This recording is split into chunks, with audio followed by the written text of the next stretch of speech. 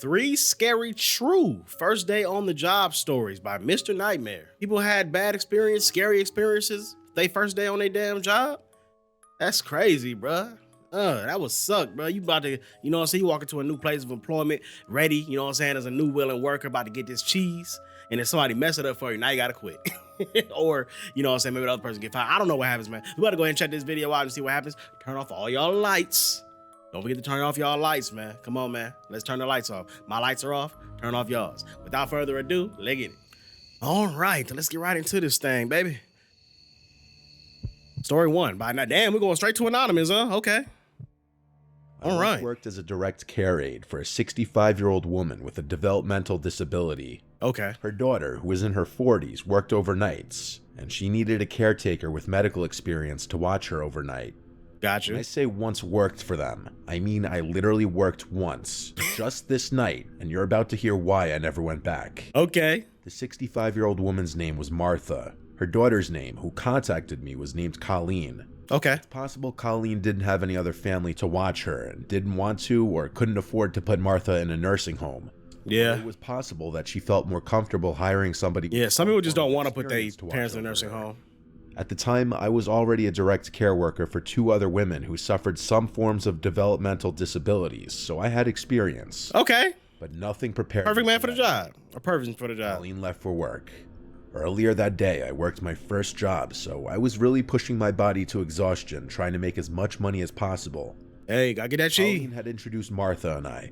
Martha had given me a smile before Colleen brought her upstairs to her bedroom for the night. Here we go. It was around 9 p.m. Colleen told me that Martha would sometimes walk around the house at night acting confused. Okay. And I'd need to calm her down and bring her back to her room. Damn. I specifically addressed this not to be a form of sleepwalking when I asked. She said it's one of the symptoms of her mother's dementia. I told her to rest assured that I'd know how to handle it. I spent my time initially in the living room catching up on my show. These jobs aren't super glamorous, and for the most part, it is a lot of sitting around. Yeah, just sit around and watch TV. Good money. I heard footsteps from upstairs. I went to the stairway and looked up the stairs. Then called Martha's name, asking if she needed anything. She didn't answer. I heard her footsteps go back to her room, and then the door closed. That's not her. Maybe she went to the bathroom. I went back to the living room and watched some more TV. It was maybe an hour later that I got up to grab my sandwich that I brought from the fridge. Okay. As I left the kitchen with time to eat and my sandwich to go back to the couch. I'm so hungry right now. I literally had a heart attack and dropped the plate when I saw Martha standing at the doorway. Bruh. Shattered everywhere. I apologized to her. Oh, damn, scare me. She started yelling at me, "Who are you?" I reminded her who I am. Oh, yeah. I'm a direct care worker here to make sure she's okay. It's part of it, yep. Everything she said at this point was in a loud scream. "Why are you here? I don't know you." Things of that nature. I reminded her that we had just met, and that her mother Colleen hired me to watch her and the house. Daughter Colleen? This seemed to work for long enough for me to get her to come back upstairs with me and to her room. I brought her up a glass of water and some melatonin and clonazepam. I made sure she took clonazepam going back downstairs. I don't know what that is. I know what melatonin is. After a few hours, I was absolutely exhausted. I had to get a couple hours of shut-eye. There was a spare bedroom upstairs with a twin-size bed. Oh, you about to fall asleep? I could rest if needed. Okay. I felt like at this point, Martha was asleep for the night from the melatonin. I fell asleep within minutes, but I was about to wake up to her. Maybe an hour.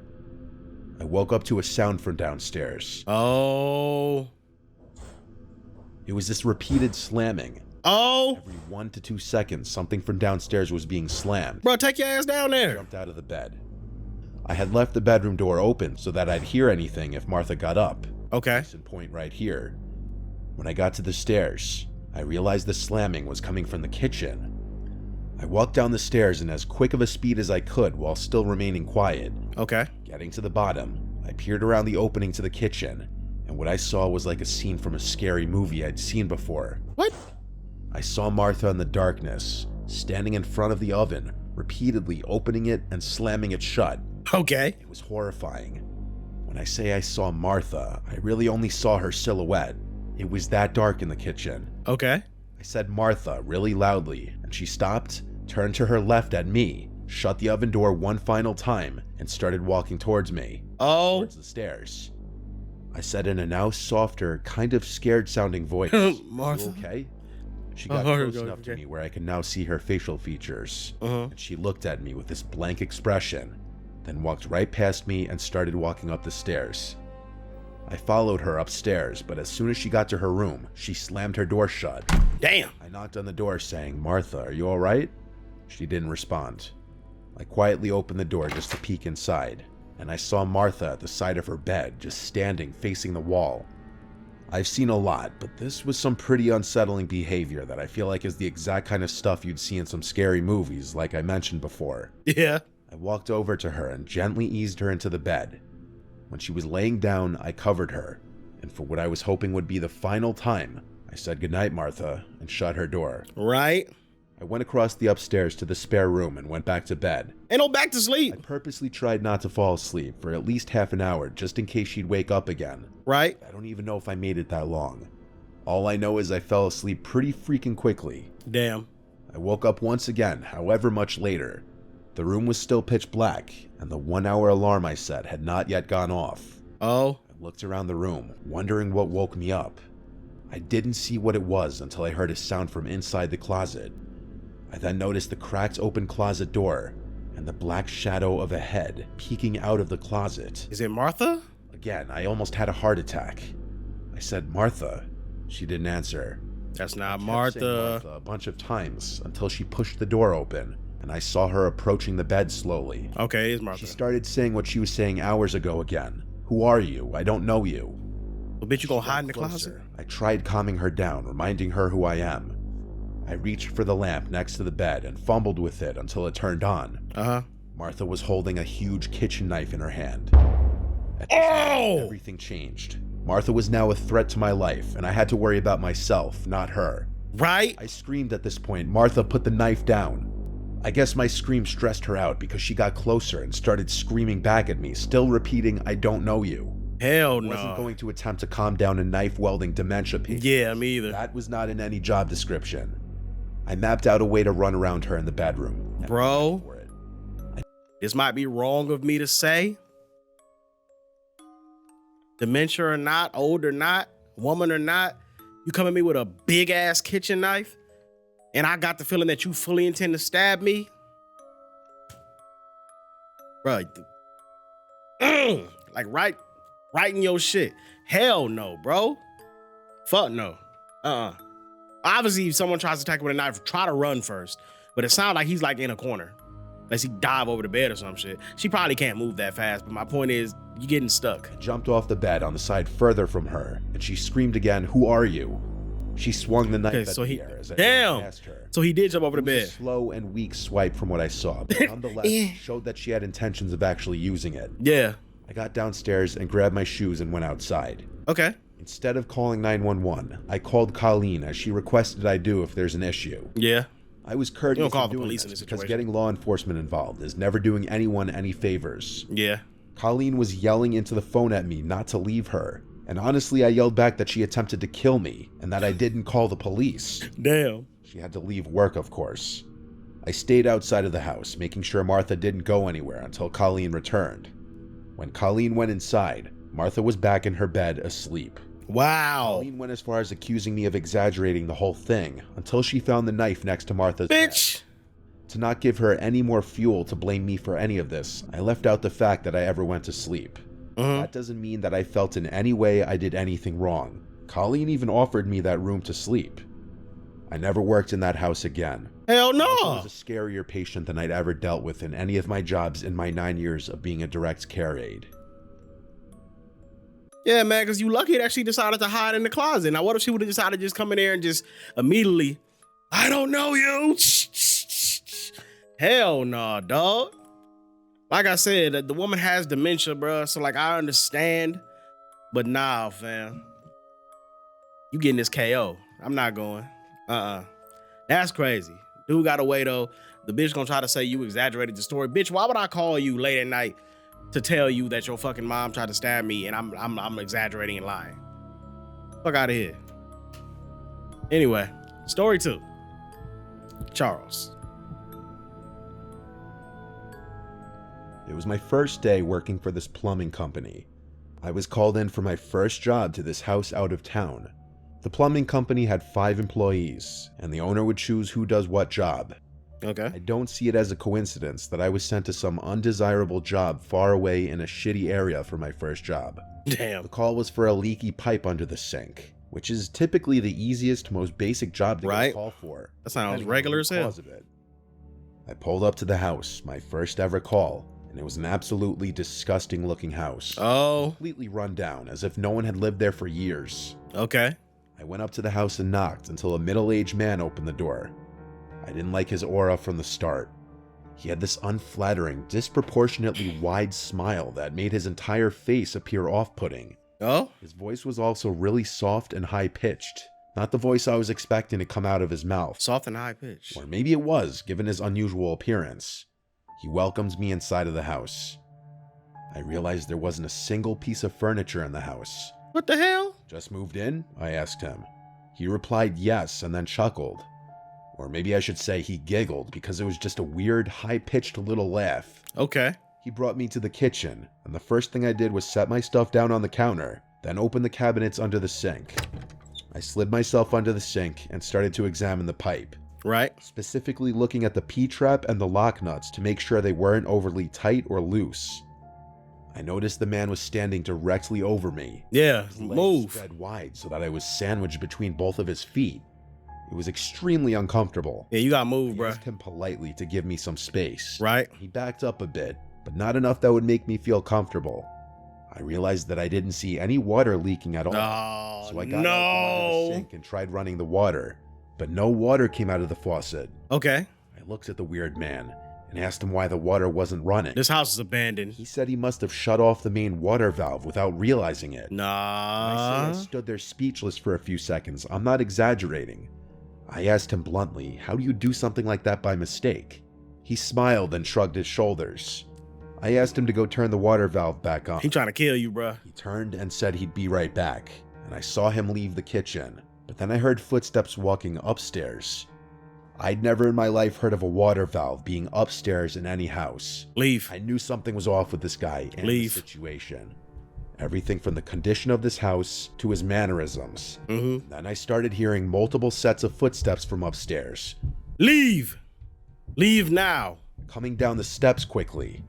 In a split second, I decided I was out of there. Yup. I grabbed my stuff and quickly walked out to the front door and to my van. Walked. I'm a pretty large and loud dude, so I'm not really intimidated very easily by people in a physical way. There was something about that situation and that guy that told me that some shit was about to go down. Yeah. I looked at the house for a second, and then I drove away. You didn't I called Dave, my boss, letting him know it was just some kind of prank, because that just sounded better than me saying I was scared of that guy. I did a few minutes worth of investigating and found out that that was just a vacant, abandoned house. Yeah. I got the number that made the call for the alleged leaky pipe from Dave, and it turned out to be a voice over IP number, not even a real number. Wow. I reported this shady encounter with the local police department just so that they would be aware of it and maybe close off that house. I've never had a reason to return to that sketchy part of town again. I only worked for that specific plumbing company for about a year. Yeah, bro, they was definitely finna do something to you. Good instincts to get the hell up out of there. Especially there was multiple people there. And this man was basically just lying about shit. Yeah, man. They got you to an abandoned house. They was finna do you dirty. They was finna do you dirty. I'm glad you got up out of there, bro. Cause hell yeah, I definitely would got up out of there too. Ain't about being scared. Like y'all not finna, hey, even if I could whoop all y'all asses individually, it's like it might be 2 or 3 of y'all. Y'all might have weapons. Hey, man, I ain't doing that one. I ain't doing that one. So yeah, man. Hey, we got one more story left though. Story 3 by TC. Let's get it.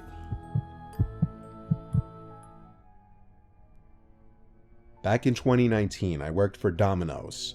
It was my first night. I was just starting out. I was Domino's. only working there because I needed the money for college, supplies for my dorm. I've heard etc. too many pieces of delivery horror stories. I probably wouldn't be able to do it. When you're being trained, you're accompanied by the manager on your first few deliveries to see how you do and evaluate you and train you. Okay. It was late, around 8 o'clock, and we got an order. Our store wasn't electronic like they are today. We couldn't see where the locations were on a big TV. We had to go look them up on our phones for directions. We got the directions and the pizza. I still remember the order. 4 large pizzas with 2 bottles of Pib. Oh, We load them into the car. Delicious, it was my right car now. since I was the one being evaluated. So it was me, my manager, and I'm out to another give me some trainee pizza. who I didn't know. The house we were heading towards was way out of the way in the middle of nowhere. Okay. The town was old though, so it was fairly common to go miles without anything. It took us around 15 to 20 minutes to get there. Yeah. The house looked old, really old. It was an old 2-story home and it was completely run down. Oh, damn. It was chipping, some of the windows had boards on them. It was not a house you'd expect people to be living in. It probably don't live I there. remember asking my manager if we had to go up there, and he told both of us yes, but that he'd come with us and hand them the pizzas and sodas. Okay. I hesitantly got out of the car and noticed that the other guy who was new was very nervous as well about walking to that front door. There's those 2 of y'all. We finally started. You might have said making our that. way I to missed it. When the other trainee said he thought he saw someone watching us from the furthest window from us. Oh. Upstairs. Our manager told him he Been over was there on the paranoid creep. and that this shouldn't take more than a minute or 2, making sure to tell us to stay calm and be nice. I don't know how I had the courage to ring the bell, but I did, which of course didn't work. So my manager pounded on the door. No answer. We waited about 15 seconds and knocked again, harder this time. Okay. Still no answer. We were all getting impatient, and there was a smell of something rotten. We couldn't tell if it was the house or if something inside had died. That's probably what it After is. about a minute of impatiently waiting, someone opens the door, but not completely. They open the door only showing part of their face, Man, they on some asking who we were and what we wanted. creeping around. Come on, manager man. said we had their pizza. The guy quickly unlocked the door and acted all friendly towards us. It freaked the 3 of us out. Right. It was an older gentleman, in his 50s at least. Did you forget you ordered a pizza? Told us it took him a while to open the door because it's hard for him to get around or some shit. Head ass. Our manager handed him the receipt and asked if he was paying with cash or a check. The man told us he'd be back with the money. A check. We left the front door open, so I looked around to see what the house looked like inside. Empty. Completely empty. No furniture or anything in that house. Just the floor and a couple of blankets. Obviously, this guy was homeless and was just living here since no one else was. Uh-huh. That's when we heard footsteps coming from upstairs. Oh, no. More than one person, too. Oh, no. When we got uncomfortable about the situation. The realization of what the other employee said became true. Someone was probably watching us as we walked to the front door. Yeah. My manager yelled out if the man had the money yet, but he never got a response back. Uh-huh. The footsteps stopped. This sounds similar to one of the other stories. Some old boy went in the house. Silent. You could just hear the 3 of us breathing. My manager told us to stay at the front door in case the man came back, and that he'd go around the house to see if the man needed help or something. We nodded at him, and he walked towards the back. Okay. 2 of us heard footsteps, but not from upstairs. They were coming from below us somehow. We both looked completely puzzled and confused. The hell? Honestly uneasy about this entire situation. That's when we heard our manager scream and heard frantic running. He ran to Oh. the front of the house where both of us were and told us to go back into the car and that we're leaving. Oh, I've never driven a car faster in my life. My manager explained to us that when he was walking around to the back, he saw a group of people in the darkness surrounding a sort of makeshift campfire, but it was very small. What the He got hell? closer to them and noticed in the middle was a baby deer. The group of men were sitting around laughing at it as if they found it funny. These The minute he said motherfuckers that, was my heart sacrificing. almost stopped. The new guy and I quit right after. You brought I pizza heard to the a manager cult. Quit a month after this. I'd never worked a delivery job again. Hold on, Obviously, the we manager went to quit a month some after that? cult meeting, and I'm just glad we left when we did. Oh no, bruh. Hell no. Yeah, I definitely would have got the hell up out of there, bruh. You got me messed up. No, dog. They brought the pizza to a cult. And what is this dude doing? Over there sitting there around burning a baby deer, laughing and shit. They was trying to burn you next. Shit, good thing y'all got up out. Did y'all leave the pizzas and the sodas? That's the real question, though. Did y'all leave the pizzas for them dude? They got some free pizza. You know what I'm saying? Cause hey, you know, hey, that's a good time. The reason I had to say because I didn't want to say it, but that's a good time to get some free pizza. That's fucked up. That's messed up. I don't know, man. Hopefully they call the cops on them dudes or something, because I don't know what the hell's going on there. But yo, this is a good video by Mr. Nightmare, like it always is, man. Make sure y'all show a lot of love to the video. Like, share, and subscribe. Hit me up down in the comments. And then, yeah, hit the like button before you leave, bro. I'm about to go ahead and get up out of this thing. Make sure y'all show a lot of love. Oh, I already said that. So I'm about to just go ahead and get up out of here. God damn it. This is your boy Dairu. We signing out. Hey.